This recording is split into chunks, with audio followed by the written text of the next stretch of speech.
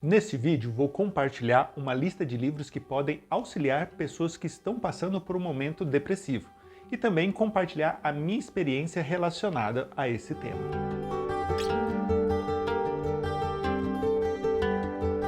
Olá, como você está? Seja bem-vindo ao Quem Lê Ganha Mais. Esse é um dos vídeos que eu mais gosto de fazer, pois compartilho alguns títulos que eu li e que me fortaleceram e contribuíram para uma maior compreensão dos meus sentimentos e pensamentos. No mês de setembro temos a campanha do Setembro Amarelo, que agora em 2023 completa 10 anos no calendário nacional e que apresentam ações coordenadas em todo o mundo, desde a década de 60. O tema desse ano é Se Precisar, Peça Ajuda. Vou apresentar aqui uns dados só para vocês terem ideia da importância desse tema. Segundo a OMS, o suicídio causa mais mortes do que doenças como HIV, malária e câncer de mama.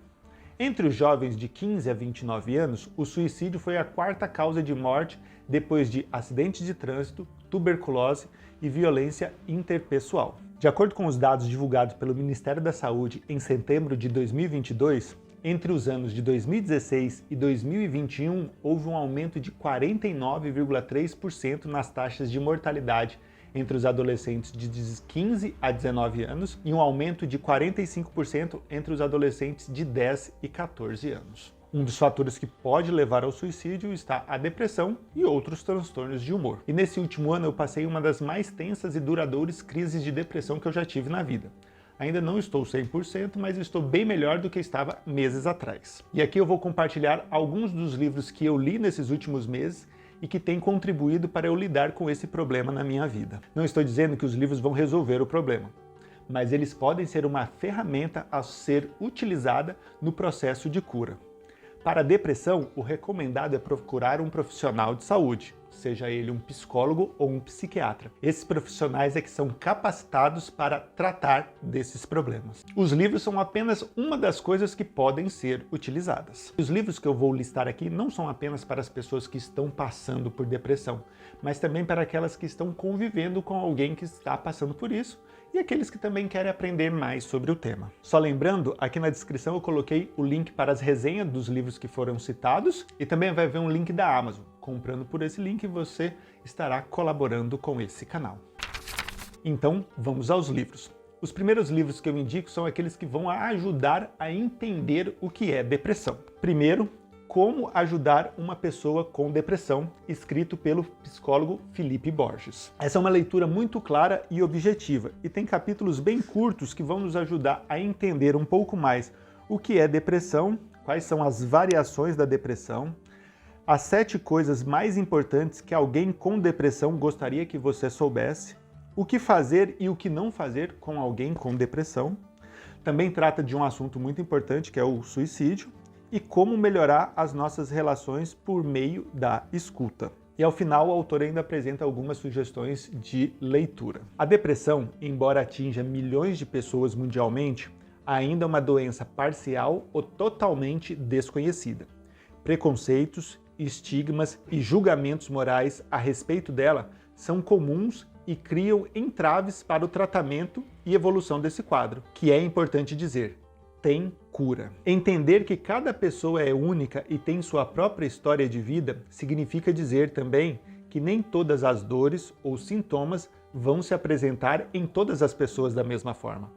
Isso implica afirmar que alguém diagnosticado com depressão poderá se sentir de uma maneira diferente de outra pessoa também diagnosticada com depressão, a depender do seu contexto histórico, social e cultural. E uma coisa para deixar claro aqui é o seguinte, o autor ele é muito didático, então assim, qualquer pessoa vai entender o que é depressão e como ajudar alguém que está passando por depressão. O outro livro é Vença a Depressão Antes que Ela Vença Você, escrita pelo psicólogo Robert Lahey. E o livro é meio que um manual para você conseguir criar estratégias para lidar com a depressão. Quando eu falo que o livro ele pode ser efetivo junto com a terapia, é porque livros como esse ele vão te estimular a ter alguns pensamentos e isso com a orientação de um profissional nós conseguimos organizar melhor esses pensamentos e as emoções e com isso ter um efeito melhor. O livro é dividido em 3 capítulos. Nos 2 primeiros o autor fala o que é depressão e também fala sobre como que funciona a mente de uma pessoa deprimida. E depois vem 10 capítulos falando sobre os pensamentos automáticos que um depressivo tem. Não que ele tenha todos esses pensamentos, eu, por exemplo, tenho 80% dessas frases na cabeça, mas algumas delas são muito específicas e ele vai destrinchar essas frases. Vou compartilhar aqui com vocês. Nada dá certo. Como superar a sua falta de esperança? Eu sou um perdedor. Como lidar com a sua autocrítica? Não suporto cometer erros. Como se sentir suficientemente bom? Eu não consigo fazer nada. Como estimular a sua motivação? Eu não consigo me decidir. Como superar a sua indecisão? Eu fico pensando repetidamente. Como superar a sua ruminação? Eu sou um fardo. Como tornar suas amizades mais significantes? Eu não suporto ficar sozinho. Como superar a sua solidão? Meu relacionamento está desmoronando. Como fortalecer o seu relacionamento íntimo? Agora que estou melhor, como faço para continuar bem? Como prevenir a recaída? Então, cada capítulo, o autor ele vai discorrer sobre essa frase, esse pensamento automático. Ele vai listar alguns fatores que podem levar a ter esse tipo de pensamento e, com isso, ele compartilha alguns passos para serem colocados em prática para a mudança de pensamentos e ações. E eu achei esse livro muito prático mesmo. E uma parte que me marcou muito nesse livro aqui foi um pouco das consequências trágicas que a depressão ela pode causar, que uma delas é o suicídio. Então, o autor ele conta de um amigo dele que era de faculdade e tal, e depois na vida de trabalho eles acabaram ficando meio distantes, mantinham um certo contato, até que um dia ele estava em sala de aula e recebeu uma mensagem de que esse amigo dele tinha se suicidado. Ele não fazia ideia de que o amigo dele estava passando por depressão, ele não sabia disso, até que foi lá e conversou com a esposa desse amigo dele, e depois ele ficou pensando e refletindo sobre a morte desse amigo. E ele fala o seguinte: a morte de uma pessoa não é uma simples estatística. Ela é uma perda de muitos mundos. O mundo dele, o seu lugar no mundo de todos nós que o amávamos. E eu sei o quanto é tentador pensar nessa possibilidade, pois eu tenho ela diariamente. Mas sempre que eu penso nessa possibilidade, eu lembro da frase que eu ouvi do Cortella: o suicídio é uma solução definitiva para um problema provisório. Quando a gente está sofrendo, parece que os nossos problemas são eternos, mas saiba que eles são passageiros. Os problemas vão passar, tudo passa, nós permanecemos. Esses 2 livros aqui eles foram importantes para mim, até mesmo para me conscientizar e aceitar do meu estado, e também para ter um pouco mais de embasamento teórico e questionar alguns pensamentos automáticos que eu tinha. E também para ter algumas estratégias para lidar comigo mesmo. Pois já que a gente vai viver essa vida sem optar pelo atalho, então nós temos que ter condições de viver bem conosco mesmo. Isso que nos leva ao nosso segundo grupo de livros, Autocompaixão. Pare de se torturar e deixe a insegurança para trás.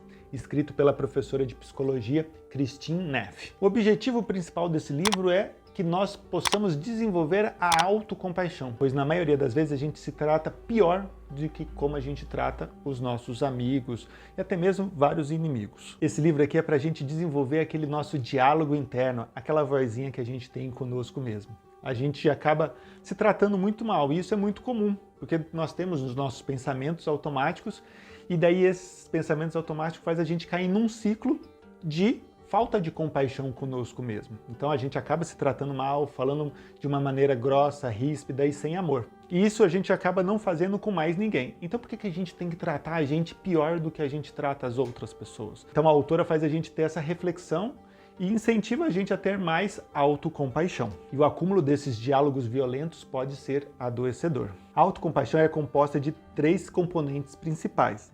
Primeiro é a autobondade, segundo, o reconhecimento da nossa humanidade comum e terceiro, estar plenamente consciente. A autobondade, por definição, significa interromper o autojulgamento constante e os comentários depreciativos internos que a maioria de nós vê como algo normal. Também é a nossa capacidade de nos autoconfrontarmos de forma ativa, agindo da mesma forma como faríamos com um amigo querido em sofrimento. O reconhecimento da natureza interconectada com as nossas próprias vidas, na verdade, com a vida, ajuda-nos a distinguir a autocompaixão da mera autoaceitação ou amor próprio.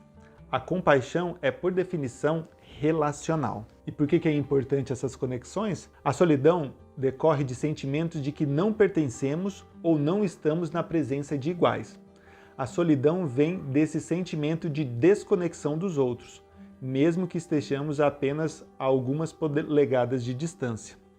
A necessidade de pertencer, portanto, é fundamental para a saúde física e emocional. Estar plenamente consciente trata-se de um enfrentamento da realidade. A ideia é que precisamos ver as coisas tal como são, nem mais nem menos, a fim de responder à situação daquele momento de forma mais compassiva e, portanto, eficaz. Eu podia ficar falando horas desse livro aqui, mas já deu para entender mais ou menos do que ele se trata.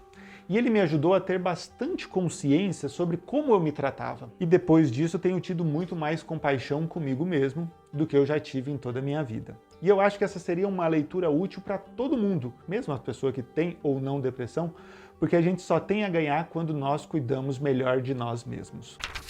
Um sentimento muito comum em momentos depressivos é o da solidão. E esse livro aqui, A Gente Mira no Amor e Acerta na Solidão, escrito pela psicóloga Anna Sui, veio esclarecer um pouco mais sobre esse sentimento de solidão. E o livro foi ótimo para mim, pois me ajudou a combater dois pensamentos que tenho quando envolve essa sensação de solidão. O primeiro é de que eu sou o erro do mundo e o segundo é de que eu não presto para nada.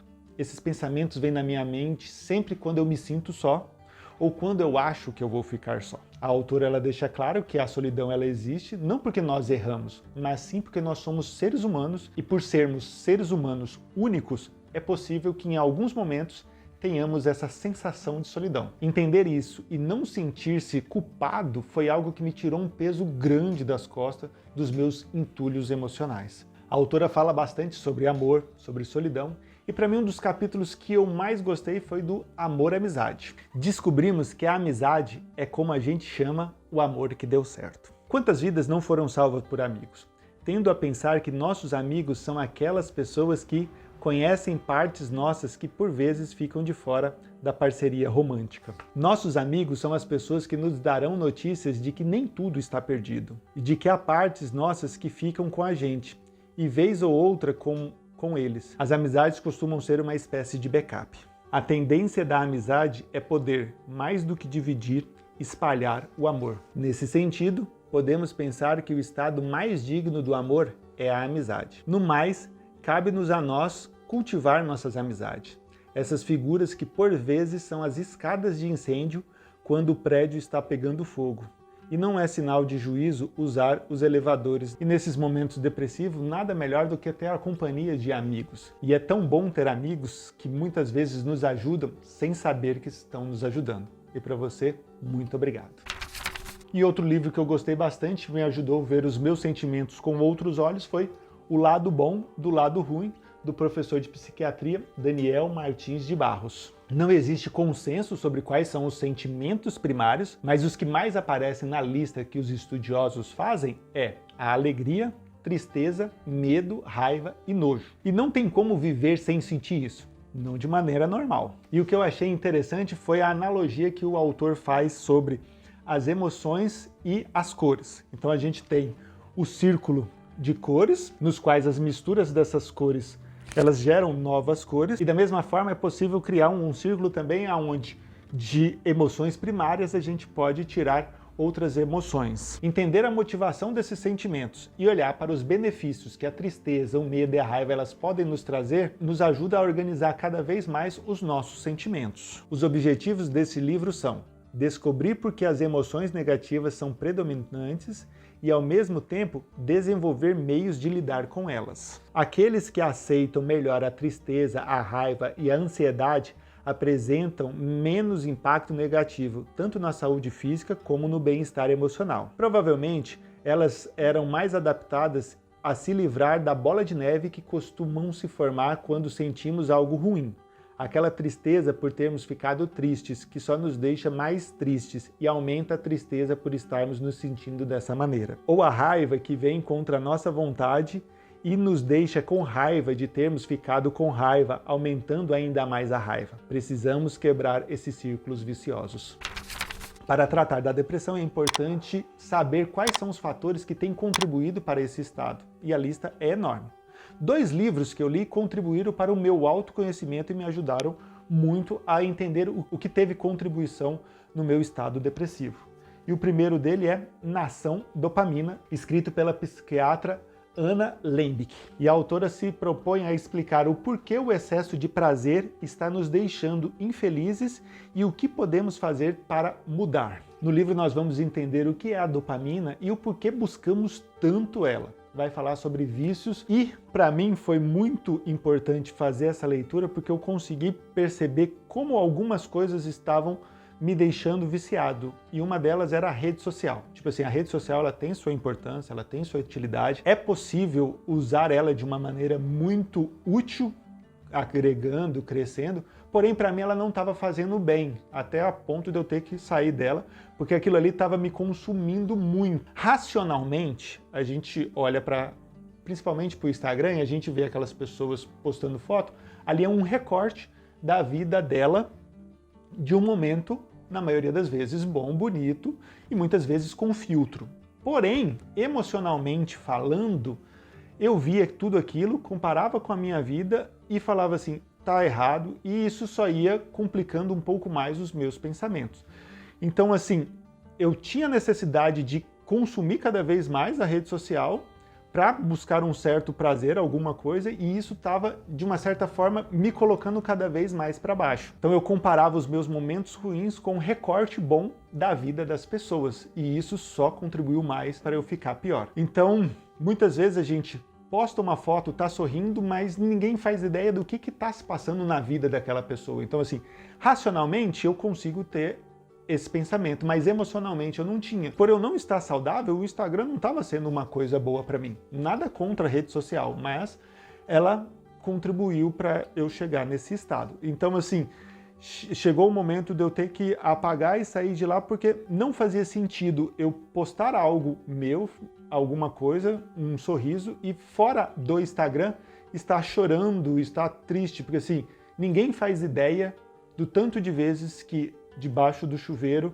lágrimas correram e tipo assim, é um sofrimento muito grande. Então, entender o porquê que meu cérebro buscava tanto essa sensação de prazer e isso estava causando sofrimento em mim, foi o que fez eu dar um pause, ver o que estava desbalanceando as minhas emoções e equilibrar essa equação. Viver nesse equilíbrio é o melhor, é o recomendável, e foi isso que eu aprendi nessa leitura.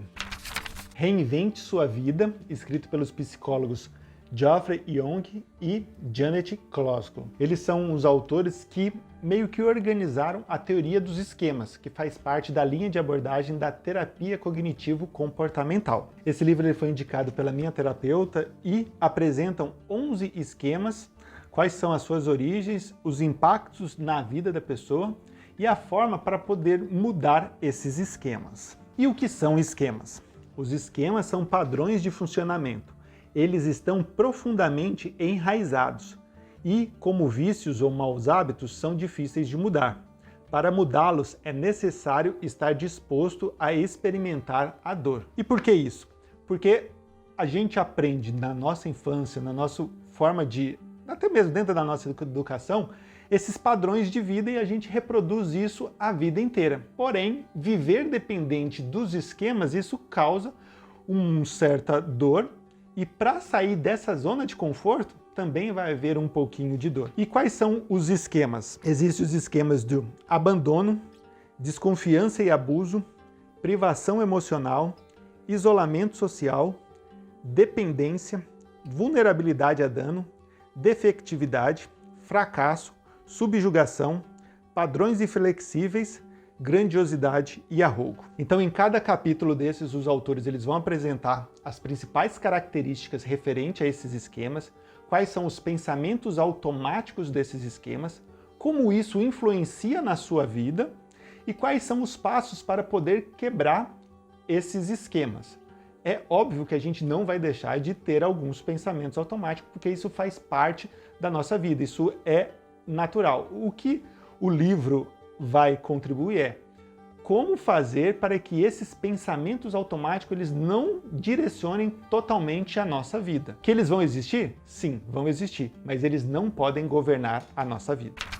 E para finalizar essa lista, listo 3 livros que me motivaram a enfrentar o dia a dia. A Coragem de Ser Você Mesmo, escrito pela cientista social Brené Brown. Esse livro eu ganhei de presente e foi para mim um grande auxílio, porque esse livro ele fala sobre como conquistar o verdadeiro pertencimento sem abrir mão do que você acredita. Então, dentro desse processo de busca para lidar com a depressão, sentir que a gente pertence em algum lugar, isso é muito motivador. E as formas de, ok, vou colocar para fora, vou ser eu mesmo, de uma maneira a buscar um ambiente onde eu seja aceito, isso nos motiva bastante. E aqui ela mostra como que a gente pode ser a gente mesmo, mas sem sermos pessoas passivas ou fingidas. Então, sermos o nós mesmos, sermos a nossa essência. O verdadeiro pertencimento só acontece quando apresentamos nosso eu autêntico e imperfeito ao mundo. Nosso sentimento de pertencimento nunca será maior do que nosso nível de autoaceitação. Viver Não Dói, da jornalista Leila Ferreira. Esse livro não tem um direcionamento para a depressão, mas ele fala sobre viver. Viver não dói. O que dói é a vida que não se vive. A autora compartilha diversas experiências e também de parte de entrevistas que ela fez e lições que ela aprendeu de pessoas que tiveram uma vida sofrida, uma vida dolorosa, mas que viveram. E uma coisa que eu achei muito interessante é o seguinte: a felicidade é a soma das pequenas felicidades. Viver pode parecer que é sofrido, em muitos momentos a gente acha que viver não vale a pena, mas uma coisa é certa: viver vale a pena, viver não dói. O que dói é a vida que não é vivida. E por fim, o último, mas não menos importante, Você Vai Sair Dessa, do Max Lucado. Esse aqui foi uma releitura, eu já tinha lido esse livro alguns anos atrás, e como foi bom reler esse livro. Max Lucado, ele não é psicólogo, não é nada ali da área da saúde mental, ele é um pastor, mas eu gosto muito da linguagem dele, da forma como ele se dialoga com a gente. Aqui nesse livro ele vai utilizar a experiência de José do Egito para tirar lições práticas e úteis para pessoas que estão passando por algum momento de sofrimento e que por vezes acha que não faz mais sentido as coisas. A mensagem resumida desse livro é a seguinte: você vai sair dessa, não será sem dor, não será rápido, mas Deus vai usar essa bagunça toda para o bem. Por enquanto, não seja tolo nem ingênuo, mas também não se desespere. Com a ajuda de Deus, você vai sair dessa. E é isso. Você vai sair dessa, eu vou sair dessa, nós iremos sair dessa. Essas foram as minhas leituras terapêuticas e eu não posso deixar aqui de agradecer também a psicóloga Vitória, que é a que está me ajudando a lidar com todo esse meu problema de depressão. Então, sim, se você também está passando por algum momento assim, procure um profissional, procure alguém que vai te ajudar, que vai te orientar.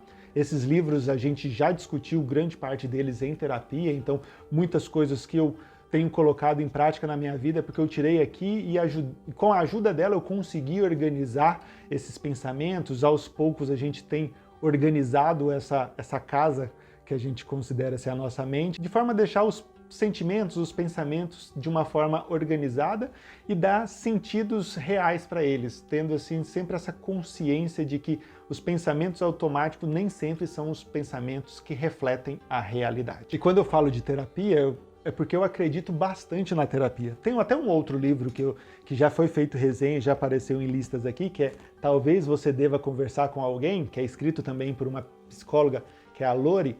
E ela fala muito sobre isso, assim, que a terapia ela vai funcionar quando o paciente consegue ter uma conexão com o terapeuta.